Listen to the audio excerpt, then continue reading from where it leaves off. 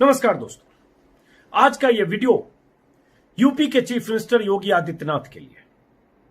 मैं चाहता हूं कि यह वीडियो उन तक जरूर पहुंचे। इस वीडियो में एक छोटी सी बच्ची की कहानी है, 5-6 साल की बच्ची। उस बच्ची के जिस्म पर जख्म है, पट्टियां बंधी हुई हैं। गरीब मजदूर परिवार उस बच्ची के इर्द गिर्द है, उसके माता पिता और उसके कुछ और परिजन। तस्वीरें आप देख रहे हैं। यह बच्ची गुरुग्राम से चली है, मथुरा पहुंची है अपने परिवार के साथ। मथुरा तक ठीक थी वो, मथुरा में एक हादसे का शिकार हुई और उसके बाद जो हुआ नतीजा सामने है। अब इस बच्ची को और इसके परिवार को वहां से झारखंड जाना है। कैसे जाएगी जरा सोचिए, और मैं आगे बताऊंगा कि वो कैसे गई है और ये क्यों चाहता हूं कि योगी आदित्यनाथ तक ये वीडियो पहुंचे।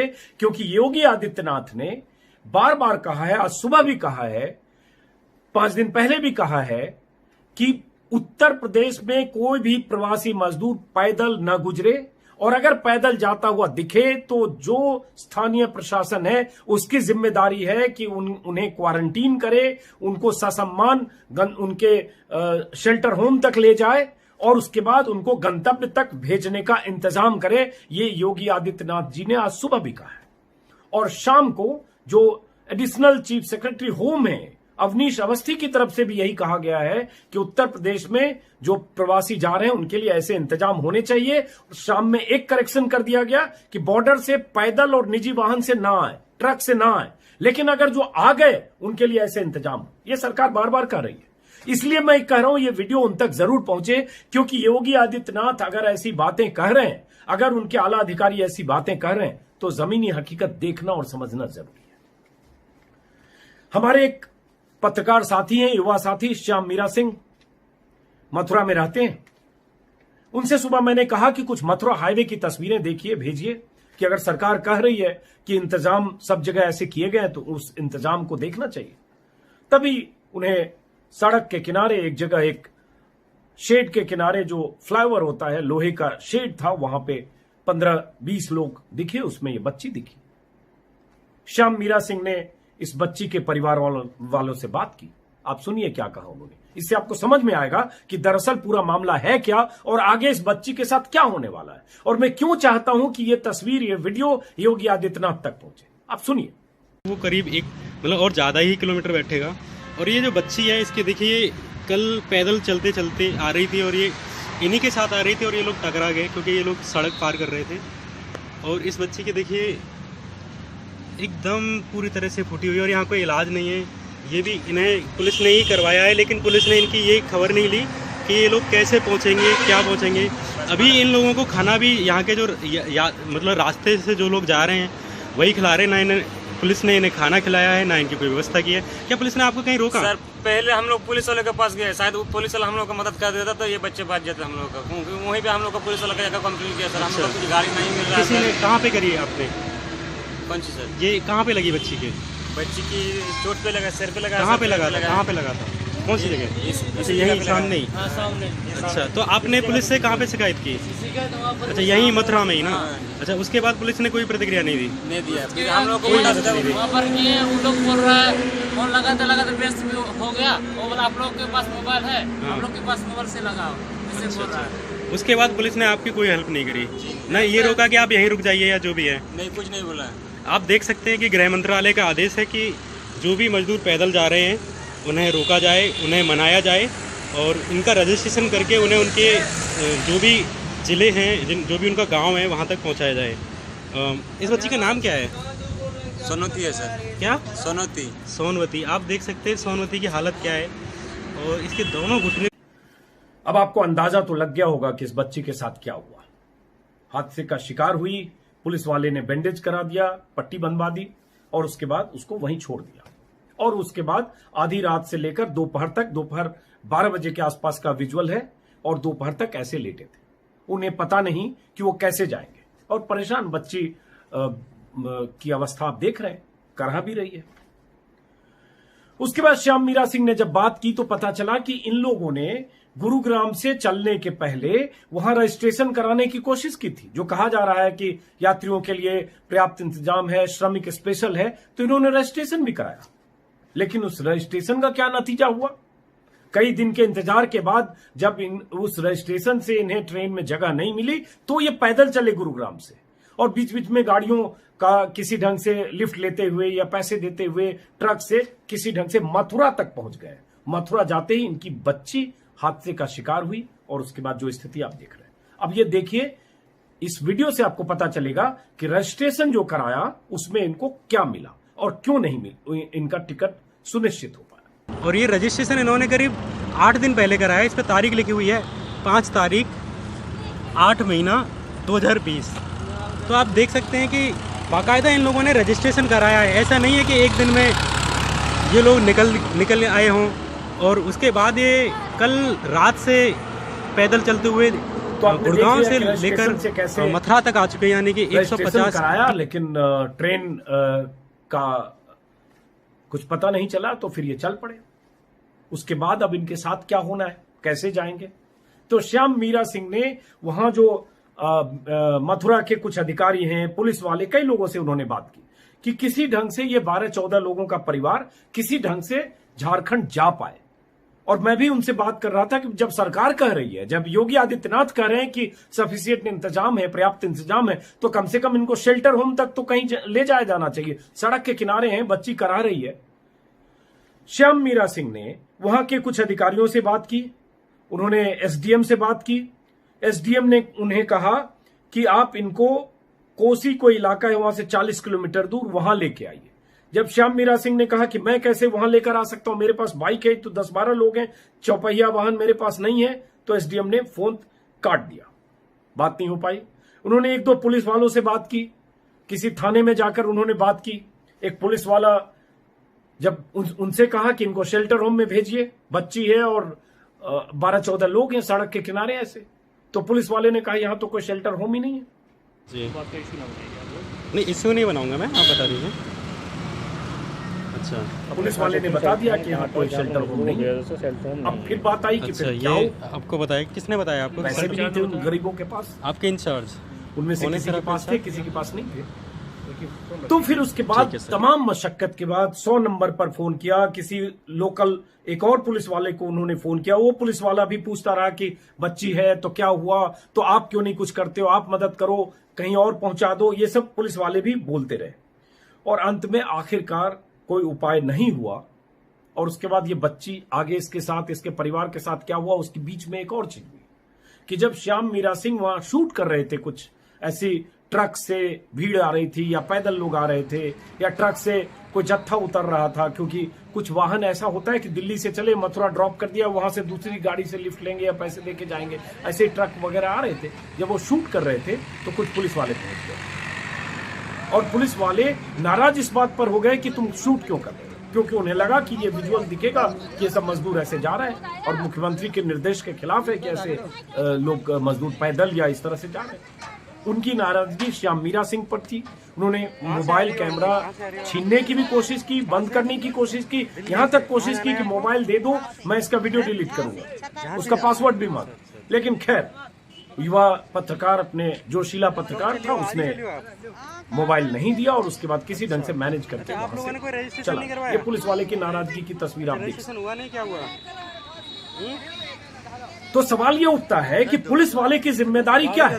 जिम्मेदारी ये है कि कोई शूट कर रहा है उसको शूट करने से रोको, कोई विजुअल बना रहा है विजुअल बनाने से रोको, कोई पत्रकार कोई तस्वीर दिखा रहा है तो रोको, या वो इंतजाम करो जो जरूरी है। उसके बाद क्या हुआ? उस बच्ची को बताने से पहले वहां बहुत सारे ऐसे परिवार के लोग थे जो काफिले में पैदल चले आए।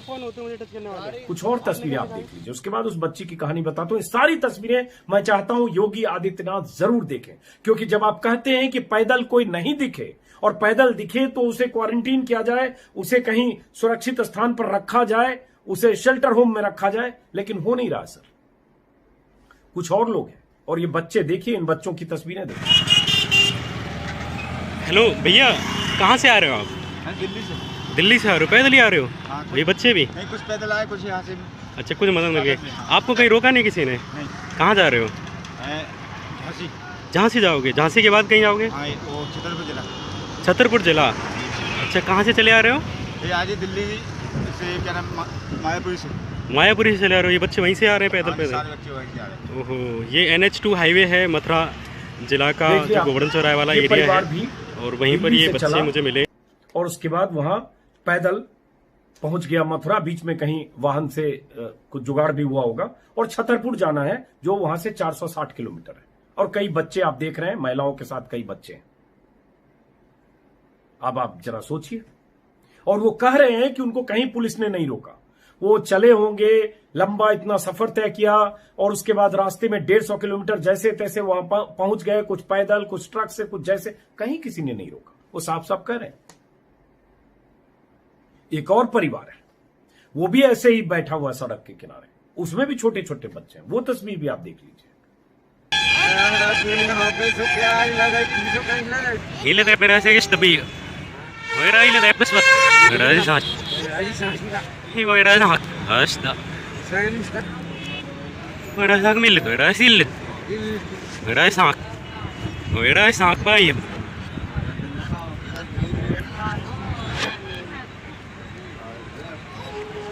तो ये सारे लोग अभी भी सफर कर रहे हैं, अभी भी ऐसे ही चल रहे हैं। आज दिन की तस्वीर है। तो फिर अगर योगी आदित्यनाथ कह रहे हैं, तो जमीन पर क्यों नहीं लोकल प्रशासन या जिला के अधिकारी इनके लिए मुकम्मल इंतजाम करते हैं? इनको कहीं ले जाएं, कहीं क्वारंटीन करें, इनको शेल्टर होम में ले जाएं। और अगर ऐसे चल रहे हैं, तो क्या गारंटी इनमें से कितने लोग अपने मंजिल तक पहुंचेंगे और कितने लोग कहां किस हादसे के शिकार होंगे? अब लौटते उस बच्ची पर। 4-5 घंटे तक जब उस बच्ची और उसके परिवार वालों का कोई इंतजाम नहीं हुआ, इस बीच श्याम मीरा सिंह इधर उधर थाने गए और लोगों से बात कर रहे थे। 4 घंटे के बाद जब वापस लौटे तो उन्होंने देखा, देखिए सोनोती को मतलब किसी ने लिफ्ट दे दिया है, और उसके बाद ये लोग आगरा के लिए जा रहे हैं। और ऐसे ही ये पूरा सफर तय करेंगे। झारखंड तक का सफर है, जो कि यहाँ से करीब 1500 किलोमीटर दूर होगा। पता नहीं ट्रक, और ये लोग कैसे पहुंचेंगे, ये तो राम जाने। कैसे चलते हैं, कहीं चले 100 किलोमीटर, फिर वहां पहुंचे, फिर आप पहुंचे, देख पा और रहे हैं। जैसे तैसे करके इनको जाना 1200-1400 किलोमीटर झारखंड। अब आप सोचिए सर, यूपी सरकार के अधिकारी, मंत्री, मुख्यमंत्री जी कि क्या सिस्टम है, कैसे जा रहे हैं? अगर आप कह रहे हैं कि नहीं चलना चाहिए, तो कैसे चल रहे हैं? देखिए जाते हुए। अब अगर इस तरह से ये लदकर जा रहे हैं, तो ये ट्रक भगवान से दुआ करूंगा मैं कि ये ट्रक सुरक्षित सलामत इनको वहां तक पहुंचाए जहां इनको जाना है, और वहां से जैसे भी जाए ये जा पाए। यही दुआ हम कर सकते हैं। लेकिन जैसे जा रहे हैं, उस जाने को देखकर डर क्यों नहीं लगना चाहिए? क्योंकि हम हादसे होते हम लगातार देख रहे हैं, और उन हादसों के प्रति आपकी चिंता भी देख रहे हैं। इसलिए हम आपसे बात कर रहे हैं, इसलिए हम आप तक अपनी बात पहुंचाना चाहते हैं। क्योंकि शाम को भी मैंने देखा, जो अवनीश अवस्थी ने ट्वीट किया है, जो ACS हैं, उन्होंने कहा है कि राज्य के बॉर्डर इलाकों में कोई भी प्रवासी कामगार श्रमिक पैदल, बाइक या ट्रक से, असुरक्षित वाहनों से न आने पाए। मतलब बॉर्डर एक तरह से सील किया है, शाम का डेवलपमेंट है। और उसके बाद यह भी है कि प्रदेश की सीमा में प्रवेश करते ही प्रवासी श्रमिकों को भोजन और पानी उपलब्ध कराए। यह भी सरकार की तरफ से है। उनकी स्क्रीनिंग करते हुए उन्हें सुरक्षित और सम्मानजनक ढंग से गंतव्य तक पहुंचाया जाए। ये शाम को 4-5 बजे के आसपास, 5 बजे के आसपास यूपी सरकार के ट्विटर हैंडल पर है। और उसके बाद यह भी है कि प्रत्येक जनपद के जिलाधिकारी के निवर्तन पर 200 बस रखने के आदेश पहले दिए गए हैं। प्रवासी कामगारों, श्रमिकों को बस से भेजने के लिए धनराशि स्वीकृत है। जिले के अधिकारियों के पास 200 बसें हैं। उसके बाद फिर ऐसा क्यों हो रहा है? ऐसे क्यों हो रहा है कि लोग ट्रकों से लद के जा रहे हैं? ये सवाल तो है। तो ये मैं योगी आदित्यनाथ से अपील करूंगा कि मथुरा जिले के अधिकारियों से जवाब तलब करिए। और अगर मथुरा में ऐसा हो रहा है, तो सर बाकी जो 74 जिले, 75 जिले यूपी में, मथुरा के अलावा बाकी 74, वहां क्या हो रहा है कोई नहीं जानता। और आगरा की हम कहानी जान चुके हैं कि बच्ची को लेकर आगरा के डीएम ने क्या कहा उस सूटकेस पर, जब बच्ची को उसकी मां ले जा रही थी। कई बार मैं बात कर चुका हूं, इसलिए रिपीट नहीं करूंगा। तो योगी आदित्यनाथ जी से मेरी अपील है कि ऐसे हादसे ना हो। इसके लिए जो आपने कहा, जो गृह मंत्रालय ने कहा कि सड़क पर पैदल जाते हुए ना दिखें, और अगर दिखें तो राज्य सरकारों की जिम्मेदारी है कि उन्हें शेल्टर होम में रखें और उनको पहुंचाने का इंतजाम करें। और यही आपने भी कहा, बल्कि आपने कहा कि आपने डीजीपी, चीफ सेक्रेटरी और एसीएस से मीटिंग करके उन सबको ये बात कह दी है कि न 2 व्हीलर से कोई चले, न 3 व्हीलर से चले, न प्राइवेट ट्रक से चले, न पैदल चले। वो अगर ऐसे दिखे चलते हुए तो उन्हें सुरक्षित स्थान पर पहुंचाएं, गंतव्य स्थान तक पहुंचाने से पहले क्वारंटीन करें, आपने कह दिया। तो वो डीजीपी, चीफ सेक्रेटरी, अधिकारी, इन सबको आपके सख्त निर्देश के बाद यह स्थिति मथुरा में क्यों है? और उसके बाद एक और वीडियो आया है, खत्म करता हूं उस वीडियो के साथ, जो नोएडा में हुआ है कि एक राशन के लिए कतार में लगी एक महिला पर नोएडा के एक पुलिस वाले ने लाठियां चलाई। सौरभ शुक्ला एनडीटीवी के रिपोर्टर हैं, उन्होंने ट्विटर पर वीडियो पोस्ट किया, स्क्रीन आप देख रहे हैं। उसके बाद यह अच्छी खबर है कि उसके तुरंत बाद यूपी पुलिस ने कार्रवाई का आदेश दिया और ट्विटर पर ही नोएडा के पुलिस कमिश्नर ने लिखा कि प्रारंभिक जांच के बाद उप निरीक्षक सब इंस्पेक्टर सौरभ शर्मा को तुरंत निलंबित कर कार्यवाही शुरू की गई। तो चलिए, एक अच्छी बात। फिलहाल मैं इस वीडियो को यहीं खत्म करता हूं, इस उम्मीद के साथ कि योगी आदित्यनाथ अपने अधिकारियों को सख्त निर्देश देंगे कि किसी जिले में अगर ऐसी तस्वीर जैसी मथुरा में, ऐसी स्थिति जैसी मथुरा में हाईवे पर है, वो ऐसी स्थिति हो तो जिले के एसपी और डीएम की जवाबदेही तय हो। वरना सर, जैसे औरैया में 24 लोग मारे गए, जैसे मुजफ्फरनगर, सहारनपुर में मौतें हुई अभी 3 दिन पहले 16 लोगों की, वैसे न जाने कहां कितने लोगों की, 16 नहीं 6 लोगों की, वैसे न जाने कहां कितने लोगों की मौतें होती रहेगी। नमस्कार, मैं इस वीडियो को यहीं खत्म करता हूं, फिर मुलाकात हो। नमस्कार।